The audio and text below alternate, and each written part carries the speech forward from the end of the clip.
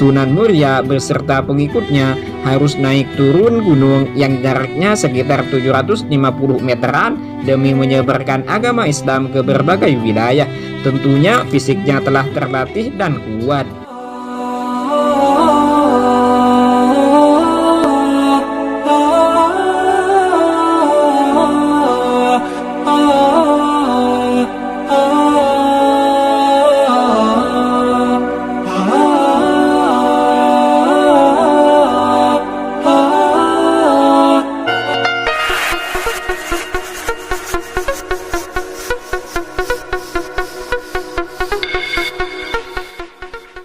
Assalamualaikum warahmatullahi wabarakatuh.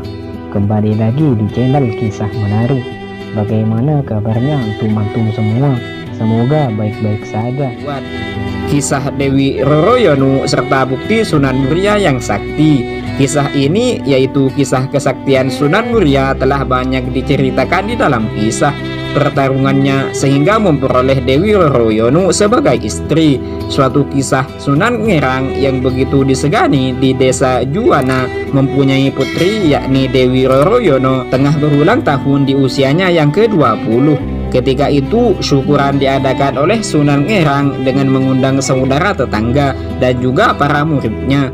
Murid Sunan Ngerang diantaranya Sunan Kudus, Sunan Muria, Adipati Patak Warak, dan Kapa beserta Gentiri.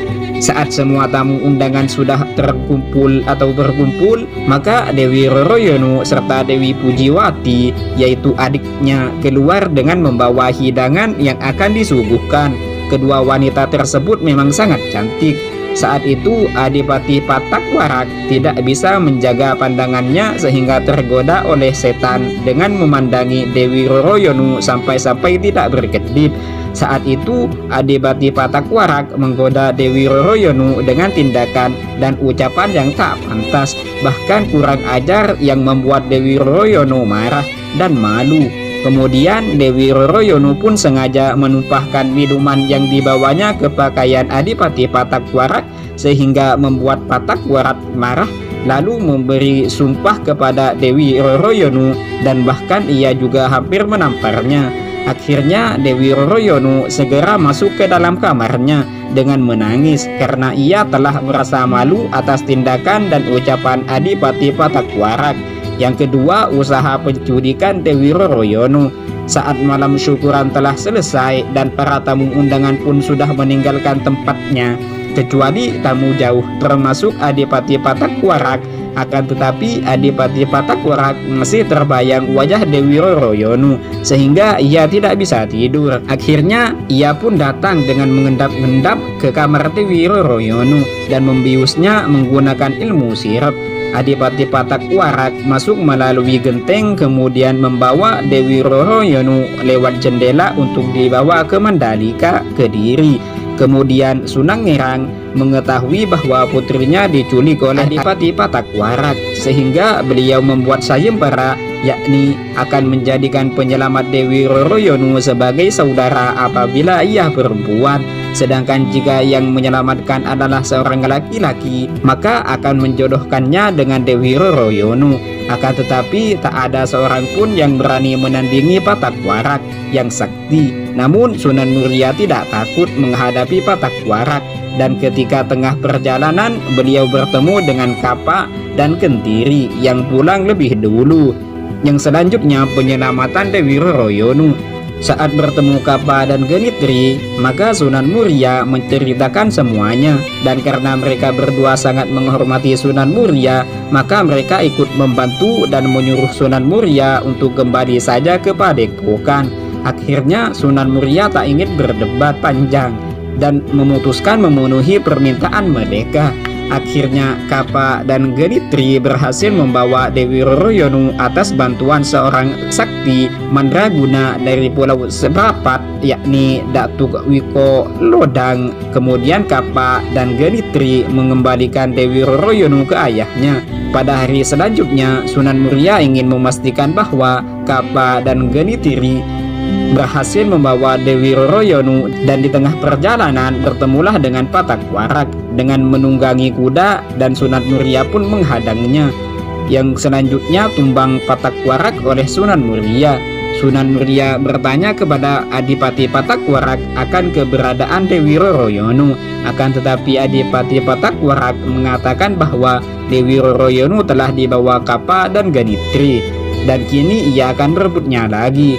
Kemudian Sunan Muria mengatakan bahwa jika Adipati Patak Warak mau mengambil Dewi Roroyono lagi, maka harus melangkahi mayatnya terlebih dahulu. Kemudian Adipati Patak Warak pun memberikan serangan kepada Sunan Muria dengan jurus cakar harimau. Namun tetap saja ia kalah dari Sunan Muria.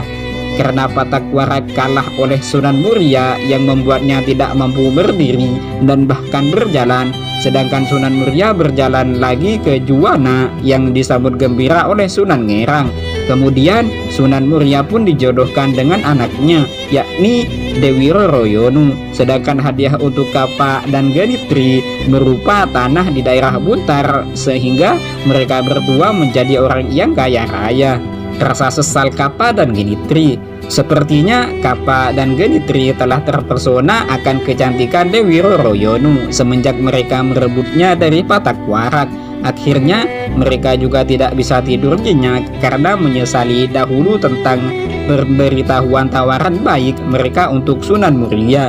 Dengan demikian mereka pun akhirnya menyulut dendam kepada Sunan Muria sebab tanpa perjuangan bisa mendapatkan Dewi Roroyono. Kematian Ganitri, akhirnya mereka pun nekat untuk merebut Dewi Roroyono dari Sunan Muria untuk dijadikan sebagai istri bergilir. Akan tetapi mereka pun berakhir buruk, sehingga membuat Ganitri yang pada saat itu beraksi terlebih dahulu sehingga kepergok oleh murid-murid Sunan Muria, dan terjadilah pertempuran hebat hingga pada akhirnya Ganitri pun berhadapan dengan Sunan Muria dan mati di tangannya.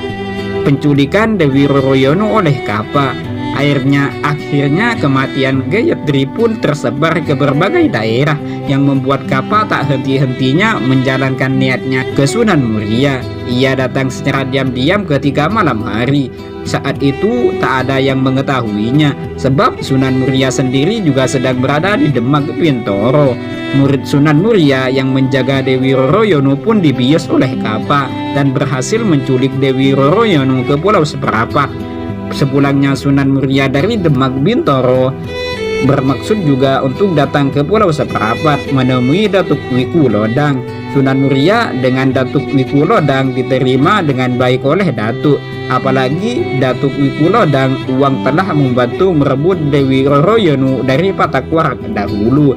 Sedangkan Kapa yang membawa Dewi Roroyono ke rumah Datuk Wiku Lodang tak disambut dengan baik. Bahkan hardikan serta nistaan oleh Datuk Wiku Lodang diberikan kepada muridnya tersebut. Kapa juga disuruh untuk mengembalikan Dewi Roroyono dan ditolak oleh Kapa. Pada akhirnya mereka berdua berdebat sampai lama dan tidak sadar bahwa Sunan Muria datang dan terkejut karena melihat istrinya terikat pada kaki dan lengannya, sedangkan Datuk Wiku Lodang dan Kapa sedang bertengkar. Kemudian Datuk Wiku Lodang berjalan membebaskan Dewi Roroyono dan pada saat itu terdengar Kapa menjerit. Saat itu Kapa sadar bahwa Sunan Muria telah datang hingga ia mengeluarkan serangan dengan jurus aji pamungkasnya, namun berbalik kepadanya hingga membuatnya terbunuh. Sunan Muria memiliki kesaktian yang bisa mengembalikan serangan dari lawan. Sunan Muria pun meminta maaf kepada Datuk Wiku Lodang karena menyesal atas kejadian tersebut. Akan tetapi Datuk Wiku Lodang membenarkan Sunan Muria dan menyalahkan Kapa. Akhirnya Datuk Wiku Lodang pun menguburkan Kapa dengan layak, sedangkan Sunan Muria pun pulang ke Padepokan dengan membawa Dewi Roroyono. Peninggalan benda-benda keramat peninggalan Sunan Muria. Sunan Muria telah meninggalkan beberapa benda yang telah dianggap keramat, di antaranya sebagai berikut. Yang pertama, air gentong. Sunan Muria juga meninggalkan benda-benda berupa air gentong yang saat ini menjadi tujuan bagi para peziarah. Menurut warga setempat, gentong yang berisikan air mengalir dengan terus-menerus tersebut bisa menyembuhkan dan mencegah penyakit.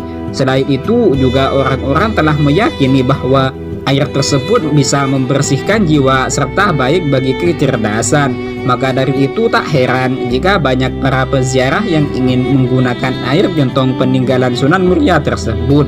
Yang kedua, pelana kuda. Pelana kuda merupakan salah satu peninggalan Sunan Muria yang sering dipakai untuk mendatangkan hujan oleh masyarakat sekitar, yang disebut dengan Guyang Cekatak, yang memiliki arti memandikan pelana kuda. Hari yang dipakai untuk melakukan ritual tersebut yaitu pada hari Jumat Wage ketika sedang musim kemarau. Biasanya pelana kuda dibawa dari Masjid Muria ke arah mata air Sendang Rojoso, kemudian dicuci. Setelah pelana kuda tersebut dicuci di mata air Sendang Rojoso, lalu air tersebut dipercikan ke para warga. Selanjutnya mereka akan membaca sebuah doa serta dilanjutkan dengan sholat istisqa, yakni sholat meminta hujan. Selanjutnya ritual akan ditutup dengan makan bersama menggunakan beberapa lauk seperti sayuran yang diberikan parutan kelapa, gulai kambing, dan juga opor ayam. Sedangkan makanan penutupnya adalah dawet yang dilambangkan dengan hujan pada setiap butirnya. Sunan Muria dimakamkan di puncak Gunung Muria yang berada di utara kota Kudus. Perlu berjalan naik melewati 700 tangga untuk bisa mencapai makam Sunan Muria. Letaknya berada di belakang Masjid Sunan Muria, yang mana dicirikan dengan letaknya yang jauh dari para penggawanya, sebagaimana sifat suka menyendiri yang dimilikinya. Itulah biografi dan kisah dari salah satu anggota Wali Songo, yakni Sunan Muria. Semoga yang mendengarkan video ini bisa mengambil hikmahnya dan bisa mengambil manfaat atau kebaikan. Dan semoga kita semua juga bisa meneladani sifat mulia dari Sunan Muria, sehingga kita bisa menjadi manusia yang lebih baik dalam segi apapun. Dan semoga kita bisa berkumpul dengan Sunan Muria di surganya Allah kelak. Amin ya rabbal alamin. Dan semoga yang menonton video ini dilancarkan rezekinya oleh Allah dan dipermudah segala urusannya. Jangan lupa subscribe, like, and share, dan nyalakan lonceng notifikasinya agar tidak ketinggalan video terbaru lainnya. Assalamualaikum warahmatullahi wabarakatuh.